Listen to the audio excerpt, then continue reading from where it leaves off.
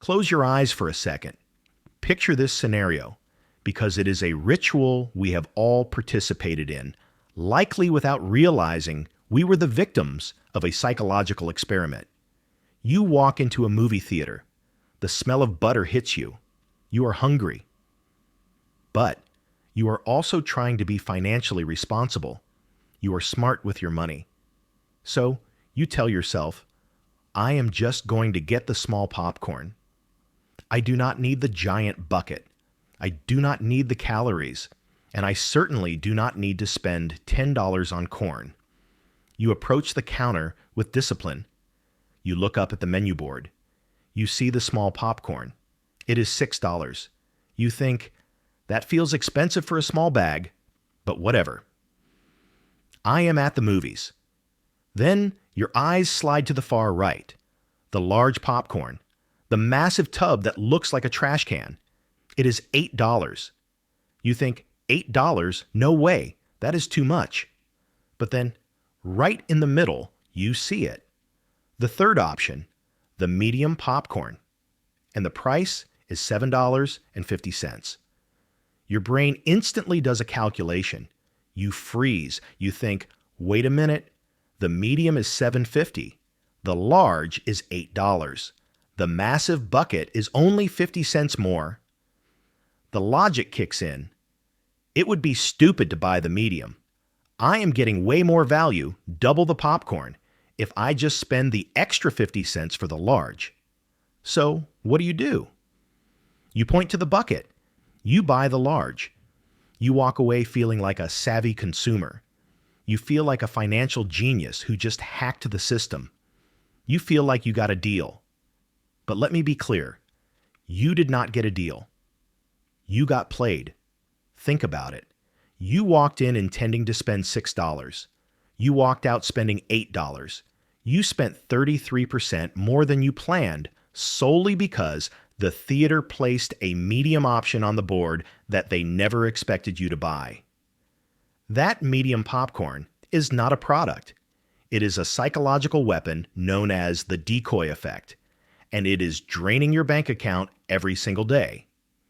Welcome to Mark Invests. Today, we are not talking about interest rates or stock markets.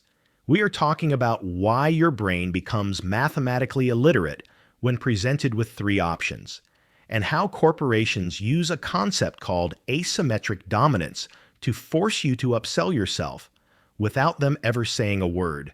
Let us dive into the dark arts of menu engineering. Here is the thing about the human brain. We are terrible at judging absolute value.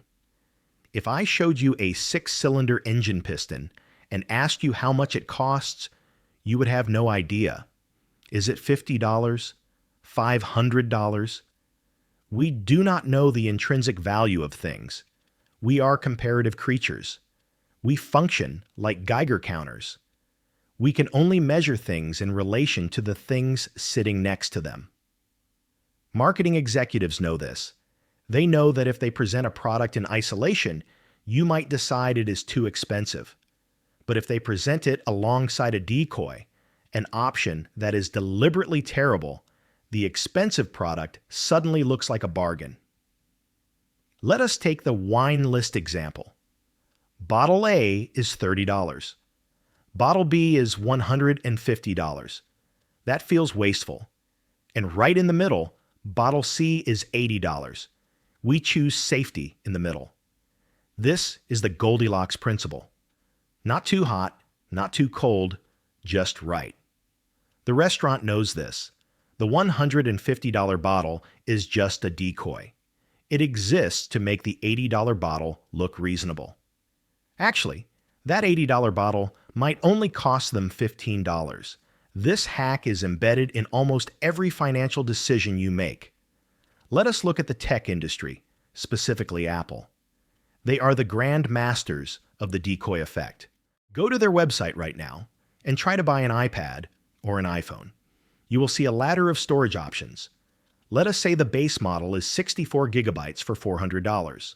The next step up is 256 gigabytes for $550. And the top tier is $700. The gap between the entry level and the mid-tier is designed to make you feel uncomfortable. 64 gigs is not enough. You tell yourself, I will run out of space. So you look at 256. It is $150 more. That feels steep. But then you look at the pricing structure and realize that for just a little bit more, you get into the pro territory. The middle tier is often priced awkwardly high to make the top tier pro model look reasonable. They are using the middle tier to push you up the ladder. You walk in wanting to spend $400 and walk out spending $700, convinced that it was the smart, logical choice because of the value per gigabyte. This hack applies to the biggest purchases of your life, including real estate. A good real estate agent knows how to weaponize the decoy effect. Let us say you are looking for a house with a budget of $500,000. The agent shows you house A. It is nice, fits your criteria, and is listed at $500,000. Then they show you house B. House B is the decoy. It is also listed at $500,000, or maybe even $510,000, but it is in worse condition. The roof needs repairs. The kitchen is dated. The agent knows you will not buy house B. They are showing it to you to reset your baseline.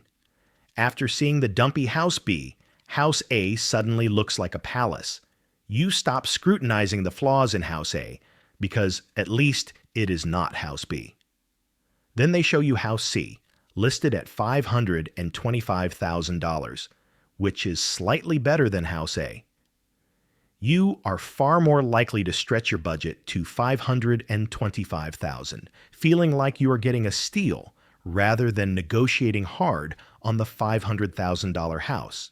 The bad option makes the mediocre option look good, and the good option look great. This is seen aggressively in the automotive industry with trim levels. You see an ad for a car starting at $30,000. That is the anchor. You go to the dealership. The base model feels cheap. Cloth seats, no heated steering wheel. Then you see the limited trim for $40,000. That is a $10,000 jump. It hurts. But wait, there is the premium trim for $38,000.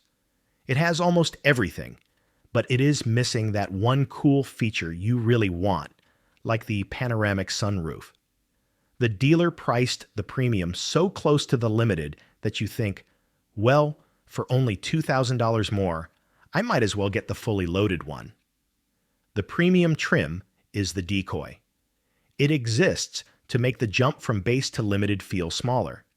They are managing your pain. The danger of the decoy effect is that it creates upsell leakage in your budget. Think about coffee.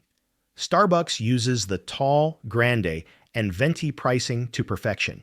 You almost always upsell yourself to the venti because the math tells you it is a better deal. But is it? If you did not need 20 ounces of liquid sugar and caffeine, you did not save money. You spent 40 extra cents. If you do that every day, that is $150 a year. So why does our brain do this? It comes down to loss aversion. We hate losing more than we love winning. The marketer creates a scenario where the only way to avoid feeling ripped off is to spend more money. They are sheepdogs, and you are the sheep. They built the maze to force you into the gold plan. So, how do we fight back? First step, recognize the ugly brother. When you see three options, find the decoy. Naming the manipulation neutralizes it. Second strategy, define your absolute needs. Put on your blinders. Do not do the math. The math is a trap. Finally, use the unit cost fallacy against them. You cannot bank price per ounce. You can only bank dollars. Be the person who orders the small popcorn. Be the person who drives the base model car. Prove them wrong. If this video made you realize you have been upselling yourself your whole life, so how do we fight back? First step, recognize the ugly brother. When you see three options, find the decoy. Naming the manipulation neutralizes it. Second strategy, define your absolute needs. Put on your blinders. Do not do the math. The math is a trap.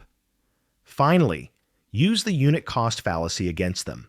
You cannot bank price per ounce. You can only bank dollars. Be the person who orders the small popcorn. Be the person who drives the base model car. Prove them wrong. If this video made you realize you have been upselling yourself your whole life, share it with a friend. Thanks for watching, and I will see you in the next one.